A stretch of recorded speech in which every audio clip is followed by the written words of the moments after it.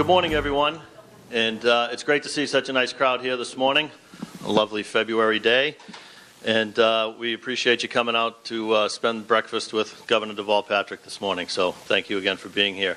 I'm Tom O'Rourke, I'm the President of the Chamber, and in just a moment I'm going to introduce our Chair, Sabina Hurley, but I just wanted to say just briefly how important it is to the Chamber to have a connection to our local and state and federal officials. And we work on that throughout the course of the year in a number of different ways.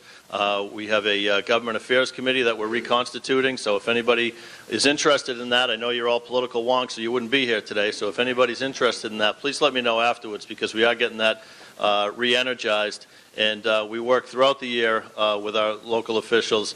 And one of the things that we've been doing the last couple of years is a legislative reception, which we'll be doing again this year in May over at the Endicott Estate in Dedham. And it's a great chance for business people to get to know the folks who are making decisions that impact business on a daily basis. So I do hope you'll take advantage of that. And I'm sure you're interested in those things or you wouldn't be here today. So we appreciate that. We're going to get right into the program. I know you've all been very patient in waiting and doing some networking this morning. So what I'd like to do now is introduce the Chair of the Board for the Chamber for 2013, Attorney Sabina Hurley.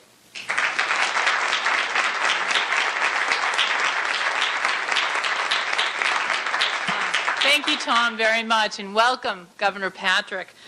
Deval Patrick was re-elected to second term as Governor of the Commonwealth of Massachusetts in November of 2010, renewing his commitment to expanding opportunity and prosperity in Massachusetts. First elected in 2006 on a platform of hope and change, Governor Patrick entered office propelled by an unprecedented grassroots campaign. Despite a challenging economic environment, the Patrick administration maintained and expanded the state's investment in critical growth sectors while delivering timely budgets and cutting state spending. Governor Patrick funded public education at the highest level in the history in the Commonwealth of Massachusetts, and its school reform initiatives earned Massachusetts the top spot in the national race to the top competition. And through targeted initiatives that play to the Commonwealth's unique strengths, like his landmark 10-year billion-dollar program to promote the state life science industries, the governor has positioned the state as a global leader in biotech, biopharmaceuticals, and IT, and as a national leader in clean energy, including making Massachusetts home to the country's first offshore wind farm. Governor Patrick is a graduate of Harvard College and the first in his family to attend college and Harvard Law School. After clerking for a federal judge, he led a successful career in the private sector as an attorney and business executive, rising to senior positions at Texaco and Coca-Cola. In 1994, President Clinton appointed Deval Patrick as Assistant Attorney General for Civil Rights, the nation's top civil rights post. Diane and Deval Patrick have been married for more than 25 years and have 2 adult daughters. Welcome, Governor Patrick.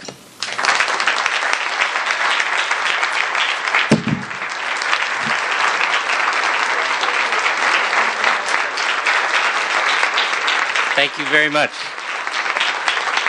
Thank you very much. Good morning, everybody. Sabina, thank you for the very warm introduction to you and Tom and all the members of the board, to the members of the chamber, the members of the legislature who were here. First of all, my apologies for being late. It's been one of those mornings. I had a, you don't really want to hear all this, but I had my wife and I have been traveling for the last 10 days or so, first on a trade mission and then a couple days of vacation and then the governor's meeting in Washington. We finally got home late last night. We came in yesterday afternoon and had an event in the evening, came home late last night with all of the bags from all of those different trips and all of those different climates, unpacked it all in the front hall and started rearranging laundry and dry cleaning and all that stuff, and then set the table for a dinner that we're supposed to host tonight at home. So I started on to gather and review my notes this morning before coming, and the printer broke. So if you've ever had a morning like that, that's the reason I'm late, and that's the reason I'm going to try to deliver my brief remarks on this thing. If I pause between paragraphs, it's because it's gone dark and I have to put the passcode back in. But I'm going to try to be brief because I think it'd be most fun if we had some conversation. Sometime during the big blizzard earlier this month, I was out on the Pike heading to or from the bunker in Framingham. I don't actually remember which. Except for the plows and emergency vehicles, the roads were clear of other drivers. The forecasts at that point were pretty definite. Most of the work of preparing for the storm was done. The big decisions, like whether to declare a state of emergency or to impose the travel ban, were made, except for the constant business of tracking the path of the storm, reading my hourly email updates on outages, shelter needs, and school closings, and getting on the periodic briefing calls with the members of the cabinet. There was little for me to do at that moment. And so for a minute, I let my mind wander to that nearly empty road, knowing that it would be jammed again soon enough with people who depend on it. And I thought to myself, believe it or not, our grandparents gave us this. Like Route 3 and I-95, or the street I came down to get here this morning, like the T and Logan Airport and UMass and Bridgewater State, like that bunker in Framingham that we used during emergencies, the generation or two before ours asked themselves what kind of commonwealth they wanted for themselves and then for us, and then set about to shape it. They sacrificed to make things better for us, making investments that led to one of the greatest expansions of wealth and opportunity in the history of the world. We take it all for granted now because they made it possible for us to take it for granted. As you know, I've challenged us all to ask ourselves these same kinds of questions again. What kind of commonwealth do we want and need for our time and for the generations to come? What kind of educational opportunities do our children need? What kind of roads and bridges and public transit system do we need? What does a leading-edge economy and a just community need and deserve to accommodate current growth today and encourage faster growth in the future?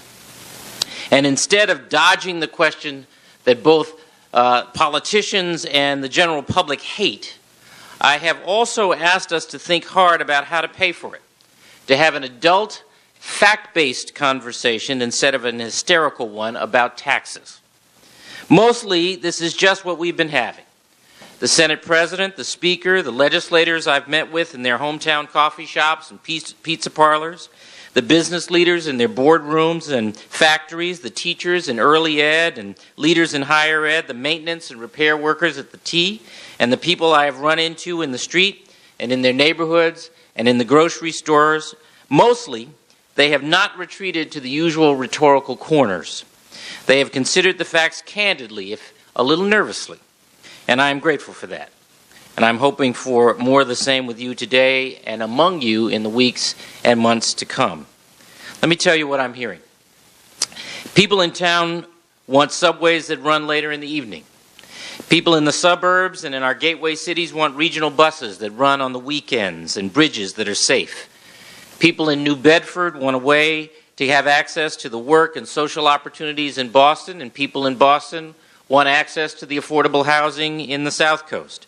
People in Pittsfield want better connections to markets and customers in New York City, where the economic orientation in western Massachusetts is much more north-south than it is east-west in eastern Mass. Everybody wants projects that are built more quickly in a system that is more modern. We all want safer, smoother roads that are more comfortable to drive on and cause less wear and tear on our cars and trucks. We all want better access to jobs, affordable housing, and recreation, and we want it equitably in every corner of the Commonwealth. Of course, every mom and dad wants the best education for his or her child. It's true no matter what neighborhood they come from. Kids understand that too, even little ones. I have countless really wonderful opportunities to listen to their stories about what they want to be when they grow up. And as a parent, I hear optimism and energy, eagerness and hope. As a governor, I hear a call to action. Whether it's from adults or children, whether about schools or roads, it all adds up to the same thing. Everybody wants opportunity. And opportunity requires growth. What our residents want is not frivolous or unreasonable. In fact, it's precisely what this Commonwealth needs to be economically strong today and tomorrow. Last month, I laid out a plan to prepare for that future. The budget I filed is a plan for growth by investing in education, innovation, and infrastructure to grow opportunity.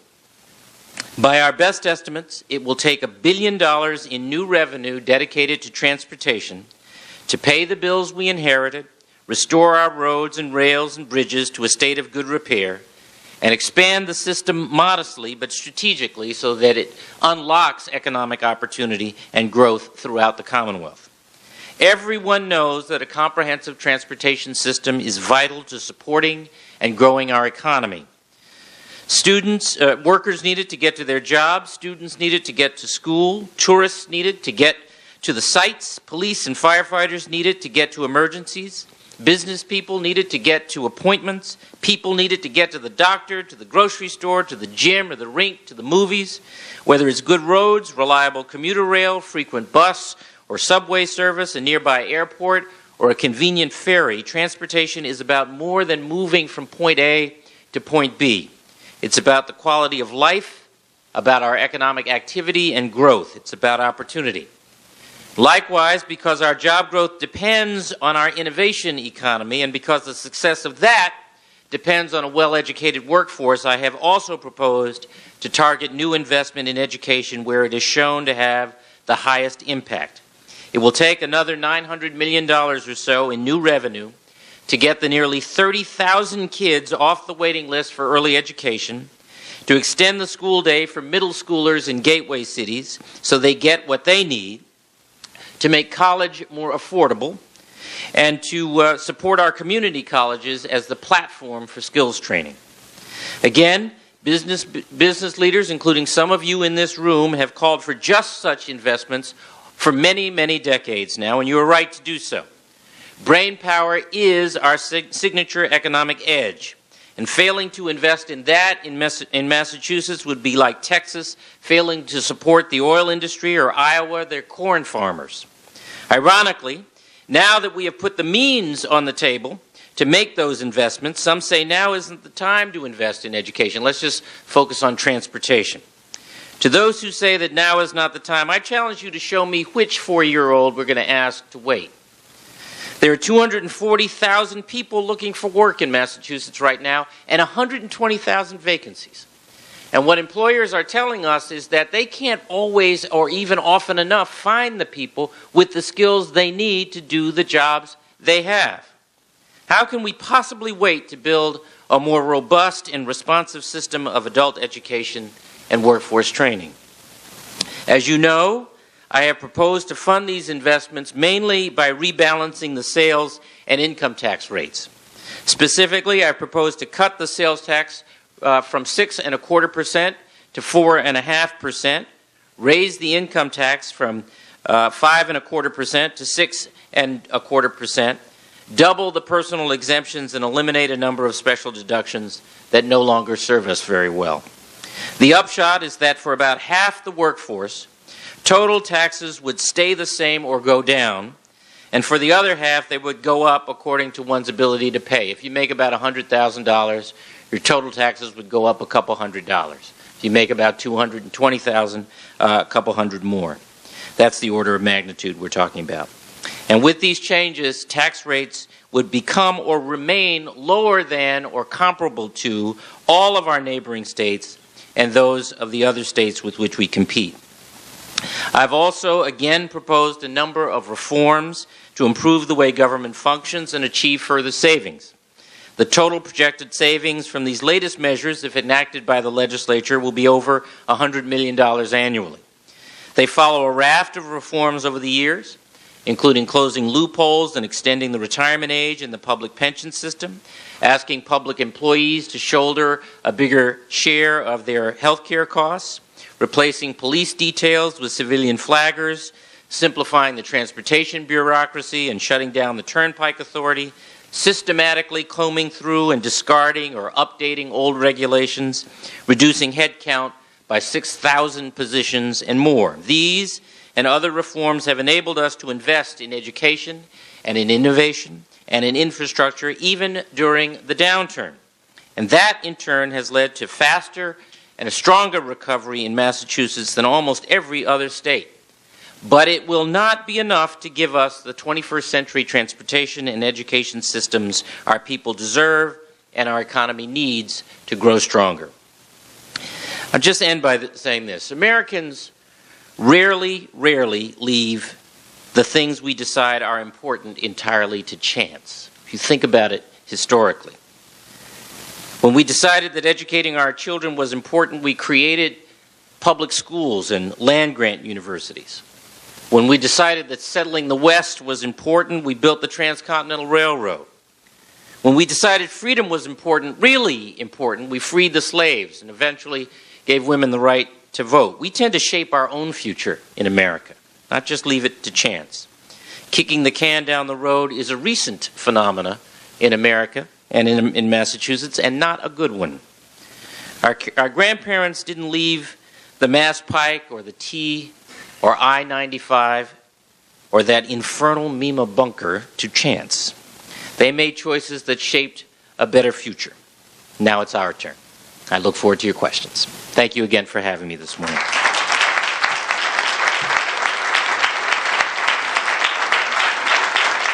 I'll start as an example, just to show people how it's done. Actually, a little bit off the topic, though, but an important issue for small businesses, obviously, health care and the way the Affordable Care Act is going to change what we have for a model here in Massachusetts. Your administration has been extremely supportive of small business and our ability to come together in cooperatives to get discounted health insurance for small businesses with 50 or fewer employees. We're afraid that that is going to go away under the Affordable Care Act, and I don't know if there's anything that your administration can do or we can do to work with the federal government to keep that provision. So, Tom, we worked too hard to get to the, and I thank the legislature for helping us, to get to the place where we could aggregate as small businesses to get the buying power that big businesses have to retreat on that. So that's not going away. We're going to have to work with the federal government, because while the affordable, unlike, just to digress for a minute, we did access in the Commonwealth before we did cost containment, and that was a conscious decision. I think you guys actually debated that at the you weren't around, Paul, were you? But John, you were, right? I think you actually debated that at the time, whether to do them together or do them in series. The Affordable Care Act attempts to do the two together, but doesn't go quite as far in cost containment as we have since gone in cost containment with two measures, including the one that contain the authority of small businesses to aggregate into co-ops. So we're working our way through that. Unfortunately, because we are the model for national health care reform, they try to be pretty accommodating to us because they want us. They like it. They like us. Well, we appreciate that support, and you bet. Look forward to continuing it. I don't know what the microphone bit was about. A quick question on the Blizzard 13, which I thought was very well managed by you guys at the State House up there. And I know that we've run out of money for future storms this season. Can you explain to me how that happens and what do you do and how do you tap into how that works? Yeah. So what's your name? Brian. Brian, so the money we've run out of, I think you're referring to, is the snow and ice budget. Right. And historically, it was, I think, almost always funded at less than what we thought it would actually require. Is that right? And then the administrations would go back to the legislature and, through a supplemental budget, ask for more. What we've done in the last few years is we haven't, frankly, because it's impossible to accurately anticipate what the cost is going to be. I mean, last year we had a surplus in the account. You got away easy. Right. We all of us got away easy. And because it sometimes takes a little while to get action on the request for a supplemental budget, what we got was a change in the law. We still have the budget line item, but we can spend in deficit now, so we don't have to wait to pay the bills. We basically have a credit line, and then the legislature comes back and fills it in. So I'm not worried about it. Okay. I mean, I hope we don't get another blizzard of 13 and 13. I hope we don't get a blizzard of 13 and 14 or 15. Yeah, right. Yeah. Well, thank you very much. And what time's dinner tonight? What's that? What's this? 7 o'clock, and don't be late.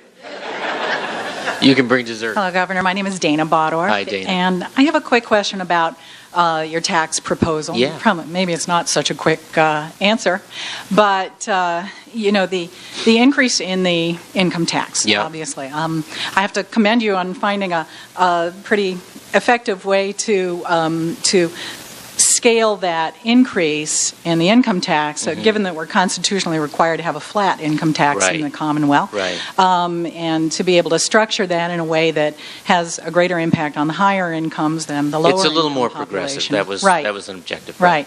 But at the same time, we do know that increasing taxes does impact consumer spending, and you have a room full of small business representatives here, and that there is a concern about that. What are the economists telling you about the impact of the increase in income tax, since this is a 19% increase in the income tax rate at the time when we're still in a very delicate economy? What is the impact on consumer spending going to be in this state? Great question, Dana. So the economists are, first of all, remember, these are companion pieces. So the income tax goes up, the sales tax comes down. The reduction in the sales tax actually is very good from a consumer purchasing point of view. And as I say, total taxes for about half of the population actually go down, those two in combination. I will also say this, that economists more and more, what's the right way to put it? Poo-poo is not the right way to put it. They moderate, I think, correctly, the impact of tax changes within a band. In other words, if you said 19% sounds like a lot, and it is a lot in real life, but it's nothing like New York. We're still not like New York, and yet we compete with New York fiercely right now in the tech sector of all things. New York's income tax is a lot higher, even after my proposed change. The sales tax is a lot higher than ours. Today we compete really hard. There are a lot of other factors in what creates a successful economy than tax policy. Tax policy is part of it, but as long as we are in a range of competitiveness and we don't blow out that range, then we're okay. We often in Massachusetts point to New Hampshire when we think about the sales tax in particular. Now remember, New Hampshire is just one of the states we compete with, but we hold our own with New Hampshire, and actually their property tax burden is quite a bit higher than ours, which is how they make up the difference. So you got to take some of this stuff in the mix. I should also say, by the way, that the business tax, which we cut from 9.5 to 8 over the last few years, is quite competitive with the region and the states we compete with elsewhere in the country as well. Thank you. But you're right to think about that, and I want you to know we've thought about that. We've thought about that too. Dana, can I just say one last thing? Just to repeat a point I was making earlier. This is one proposal for how to do it. Right? There are a bunch of other ways to do this. I was interested in the progressivity, which is one of the reasons why we went in this direction. There's been a lot of talk about the gas tax, for example. I tried that a few years ago. I still have, the wounds from that experience. In fact, what's rather nice about the gas tax, from my perspective, is that you can't spend the proceeds from the gas tax on things other than transportation constitutionally. So that discipline is important, which is why I propose that we dedicate all sales tax revenue to infrastructure. But in order to pay for transportation, just that part of it, with the gas tax alone, we'd have to triple the gas tax. We'd be way out of, we'd be the highest in the country by far. And that's why I didn't go there. But there may be, blends of the different ways to, more than one way to skin the cat is what I'm trying to say. How are we doing on education compared to other states and other countries? We're number 1 in America in student achievement. We are number 3 or 4 in the world in math and science. We're doing really, really well. And that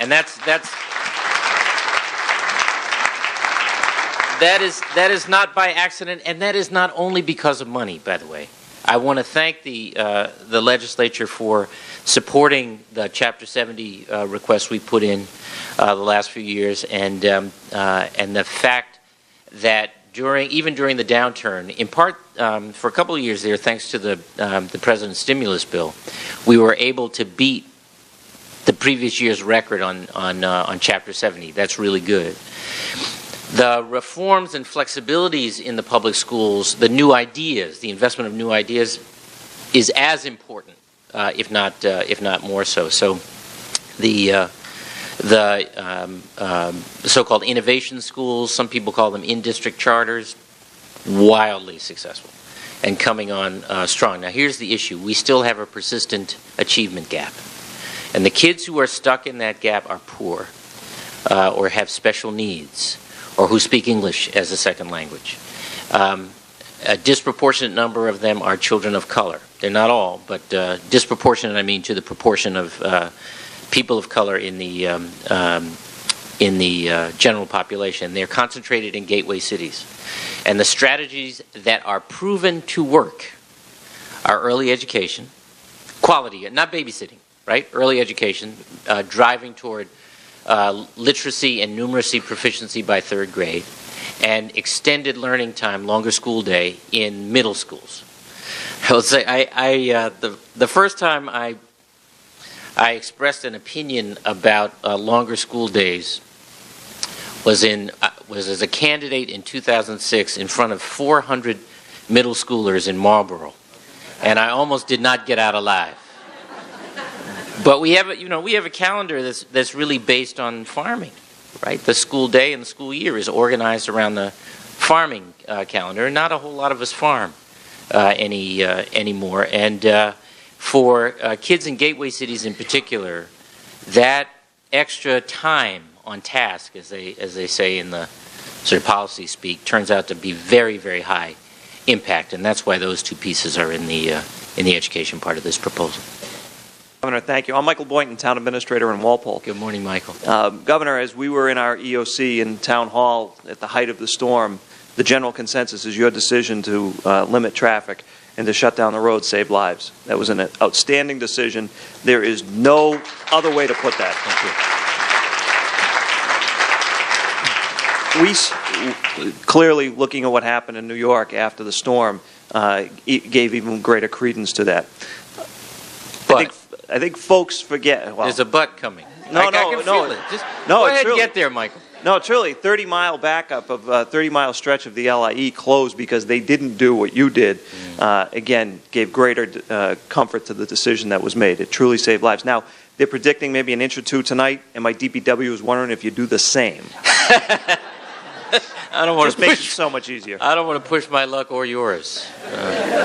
Governor, you made a statement this morning that really tends to put things in a very clear perspective. We're going through a discussion in town now about municipal facilities and replacing several municipal facilities, including a police station that's in a building well over 100 years old, fire station, et cetera. Yeah. And you said the turnpike, as an example, was left to us by our grandparents. And I think that's truly the point of where this discussion needs to go, is what will we, as our generation, leave for future generations? And truly, folks that take a look at those of us that make decisions regarding public spending at times forget that we also pay the same taxes that others pay. And these are not light decisions that need to be made. We have an amazing legislative delegation with John Rogers, Paul McMurtry, and our other folks that are working with us in your amazing DOT staff. I see Frank DiPaolo here today to help bring the Route 1A project to fruition. And that's something that we're going to continue to push for, because that's going to bring jobs. Yep. It's going to help the local economy. But more importantly, the overall topic and the overall conversation is extremely timely. And if someone has a time or can point to when that better time will be to raise taxes, I think all of us are open to it. I'm not sure there is a better time, and I'm not sure when we're ever going to get to that perfect time. So having the conversation right now is very timely. Thank you for it. Well, Michael, I thank you for that, and I probably shouldn't say anything because you said it. You said it better. Thank you. question, I mean, and I appreciate, by the way, what you have done. I think it's fair and equitable in terms of the tax balancing for people to fund important things. I live in Stoughton, and the South Coast Rail is a big discussion and not a positive one in the towns around where I am. Right. So I'm wondering what kind of research was done, because our sense is, you know, we may build the rail, but they may not come. Well, who's they? The people in Fall River, perhaps, supposedly wanting to come up to Boston. Well, yeah, they've been talking about it and wanting it for 30 years. They've been promised it for 20. We've done, you know, the rail. Let me just first say, rail is not the sole solution in every part, sole transportation solution in every part of the Commonwealth. But it's also true historically that wherever the train has stopped, it's been good economically. Wherever the train has stopped in America, it's been good economically. There used to be a rail line that connected Fall River and New Bedford, our fourth and fifth largest cities, to the economic hub of Boston. And you know, basically, we're looking to revive that route. The economic corridor impact, and there's an impact. It's online, isn't it, Frank? Well, you don't know. You're not the rail guy. You're the highway guy. But the corridor study, I think, is online. I'll get the jump site for you if you want, and send it to you, which shows. I mean, I'm pretty sure people in our town have been working really hard.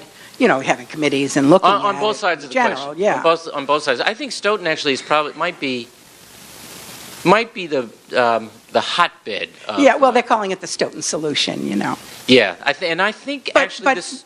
You know, things have been built in the past with a really positive idea, and yet people don't naturally do what you want them to do, and to have to go through what needs to go through to not have it really utilized and have a lot of research proving it will be. Well, that's our only concern. Have you tried driving on 24 during rush hour? Yeah.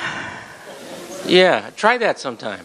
I know, but people still like to drive. I mean, there's great transportation available, and people don't always use it. Yeah. They still drive into Boston like I do and pay to park instead of taking the T. So I That's actually think concern. but so let me then step back from your question, because the last part of what you said provokes, I think, a really important point, which is that it's never just one thing, right? You've got to do things, and this is part of what we've been trying to build to, and frankly is enabled by taking all these different transportation agencies and mashing them into one. When you are, you know, you could do things. We're going to do, for example, all electronic tolling on the Pike, right? So there won't be any more toll booths, toll takers, and so you just keep going, highway speeds. And either your transponder will collect it, or if you don't have a transponder, they'll take a picture and send you a bill, which is the way it's done in many other states.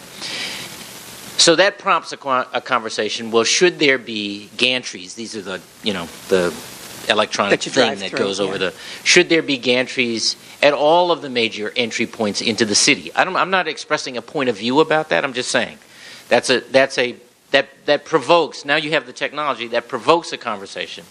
Do you then toll for everybody who comes into the city as a matter of equity, and also as a way to do congestion pricing? And if you do congestion pricing, which London and a couple cities in the States have done, is that a way to encourage more people to get on the train and come in rather than come in and park, so that you relieve congestion on the roads, so that you maintain the quality of the road for a longer period of time? Now, you may say, personally, doesn't matter to me, I'm driving, because I got my music and I got my phone and that's my space. And Americans do that. You know, it doesn't matter what the differential. But some people are much more sensitive to those adjustments. And if you have a train that's convenient and has Wi-Fi and is clean and comes on time and so forth, you might make that choice, and that might be better for the greater good. So we have to have that kind of flexibility. We have to have the tools to be able to make those kinds of choices and encourage different kinds of behavior, if not on your route, than on others. I mean, and don't misunderstand, I do support public transportation. I know you do. And I do hope it's better.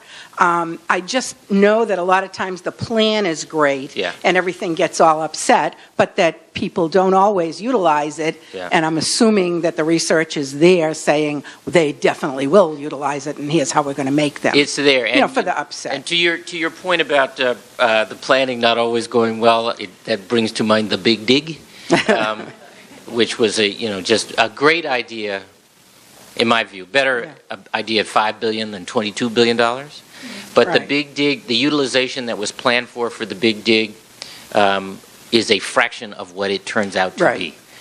It has been a hugely important economic success, and much more so than it was projected to be. Right. Okay, I hope Thank you're you. right. Thank you. Governor, thank you. My name is John Antonucci. I'm the superintendent of the Westwood Public Schools. Hey, John. Right next door. Yes, I'm here with indeed. the central office administrative team from Westwood. We're Excellent. happy to be here. And I just want to go back to education just for a moment and first say we are so grateful for the unwavering commitment that you've had to K-12 public education, pre-K-12 education over the last several years. The amount of Chapter 70 money coming into districts even like Westwood is tremendous and historical, as you mentioned. Thank you. I do have one comment, however, because you did speak about all the reforms that have come with that financial commitment, and I applaud them. However, a lot of them are focused on the gateway communities and other areas in need. I can only speak for Westwood, but Westwood is a high-achieving, high-performing.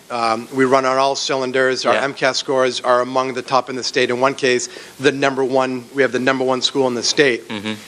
Yet all of the regulations and all the reforms are essentially one size fits all. Yep. And I think while they're supposed to sort of inspire and push innovation, they've actually slowed it down in some cases. In fact, we've become more compliance-driven than ever. And what I would ask or comment on is that as we look to the future, even with the legislators here, that we perhaps customize regulation and customize reforms so districts like Westwood can continue to succeed. There's a lot of Westwoods out there. Yes. And while we appreciate the financial commitment and the investment, we No still strings. would like, well, it's Show me the money, some no strings. I got it. So that's it. But again, I thank you. But as we look to the future, we do need some relief. I'm really afraid that educators are going to be pushed over the edge. And I think we're going to lose some really key people. John, thank you.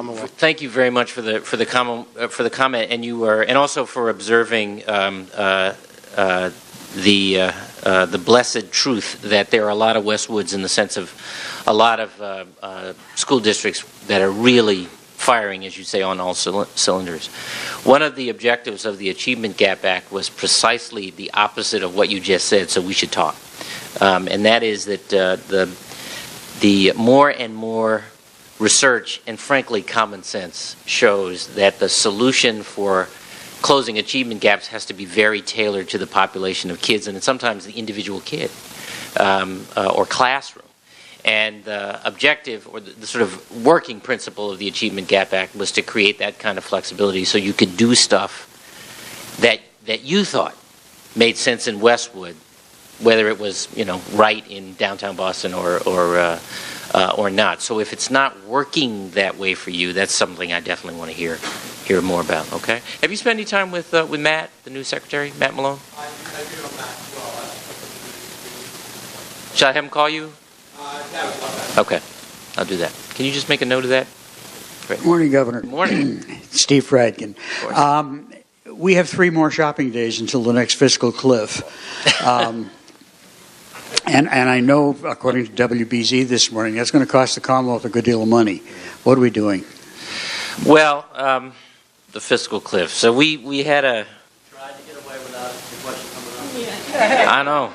I was almost out of here, too. I see my time is up. So we had a meeting, the governors, yesterday in the White House with the president, and that was the whole conversation, Steve. How it can be averted, why isn't it being averted, what would it take to avert it. There's one plan on the table and only one plan on the table, legislative plan, and that's the president's.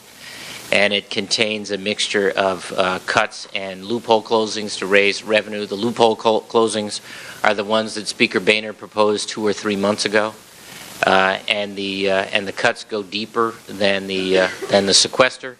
They're phased in a different way, which would make it easier to absorb, and the Speaker won't even bring it to the floor because it has revenue in it. Never mind that it was the revenue he proposed a few months ago. The impact on Massachusetts is still is hundreds of millions of dollars, but no one knows yet when or where. And frankly, that is a big part of the problem. That's a big part of the problem. The Title I money, you guys get Title I? You probably don't. You don't get Title I. Title I education money, which mostly goes to more challenged school districts, is estimated to be about $13 or $14 million. And the question there is, does it happen right away, or is the Department of Education able to push it off so that it falls in next academic year, which would still be in the federal fiscal year? So how do you plan for that? We don't know, because they haven't given us any guidance yet. Many, and in fact, I would say most of the impact is likely to come outside of state government. It's going to be things like defense spending. We have a big defense industry here in Massachusetts. And I'm not just talking about bases. I'm talking about suppliers like Raytheon, component suppliers, electronic suppliers. They're making preparations now, but they don't know whether that means that existing contracts will be cut back, cut off, or there will be some kinds of decisions about which ones to go forward on and which ones not. And by the way, that gets caught up in this whole flexibility and discretion argument that they've been having in the last couple of days in Washington. We get our hospitals and universities get research institutions a lot of NSF and NIH grants. Same question. Do they get cut back proportionally? Do they do some and not others? We don't know.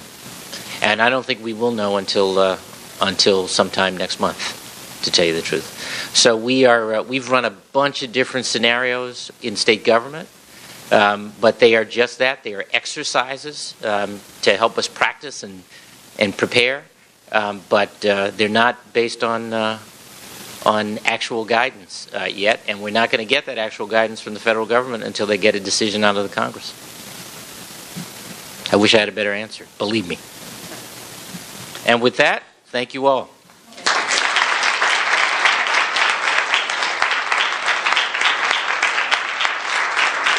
Again, thank you, Governor Patrick, for spending time with us this morning. I'm sure this was a lot easier than meet the press the other day.